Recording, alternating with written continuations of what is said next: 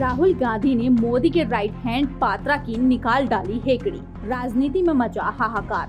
Bharatiya Janata party ने गुरुवार को कहा कि राष्ट्रीय स्वयंसेवक संघ आरएसएस और केंद्र की सत्ताधारी पार्टी को बदनाम करने के कांग्रेस नेता राहुल गांधी के प्रयास सफल नहीं होंगे। पार्टी ने कहा कि लोग सच्चाई जानते हैं और 2024 में फिर से प्रधानमंत्री नरेंद्र मोदी को अपना जनादेश देंगे। पार्टी की ये प्रतिक्रिया राहुल गांधी के उस आरोप के बाद आई है जिसमें उन्होंने कहा था कि बीजेपी और आरएसएस की दिलचस्पी केवल सत्ता में है, साथ ही दोनों देश को बांटने की दिशा में काम कर रहे हैं क्योंकि उन्हें लोगों के दुख और दर्द की परवाह नहीं है। इस प्रतिक्रिया पर पलटवार करते हुए बीजेपी के राष्ट्रीय प्रवक्ता संबित पात्रा ने कहा कि देश में इस समय कोई वैचारिक लड़ाई नहीं चल रही है, बल्कि वंशवाद की राजनीति और भ्रष्टाचार के खिलाफ देश के विकास और प्रगति की लड़ाई चल रही है। पात्रा ने आरोप लगाया, राहुल गांधी ने बीजेपी और आरएसएस के बारे में अपनी टिप्पणियों से पहले भी देश को गुमराह करने का प्रयास किया और वह आज भी ऐसा कर रहे हैं। उन्होंने कहा कि राहुल गांधी का मानना है कि देश में विचारधारा की लड़ाई चल रही है,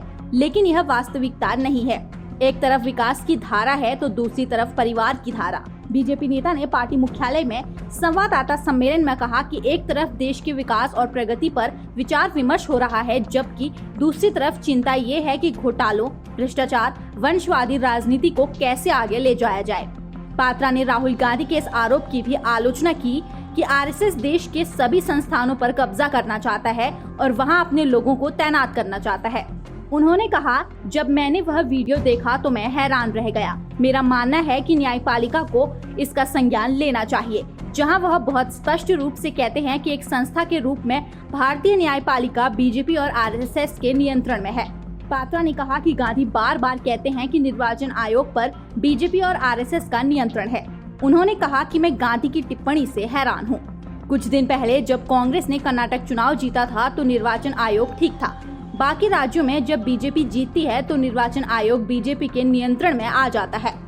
उन्होंने आरोप लगाया, इस तरह के बयान कांग्रेस की सच्चाई दिखाते हैं। पात्रा ने मणिपुर हिंसा पर राहुल गांधी की टिप्पणी को लेकर उन पर निशाना साधा और आरोप लगाया कि कांग्रेस नेता के प्रयासों का मकसद समस्या का समाधान खोजना और पूर्वोत्तर राज्य में सामान्य स्थिति बहाल करना नहीं है, बल्कि वहां की मौजूदा स्थिति से राजनीतिक लाभ लेना है। फिलहाल आप इस खबर के बारे में क्या सोचते हैं, समझते हैं, हमें कमेंट करके जरूर बताइए। न्यूज़ डेस्क से प्रिया।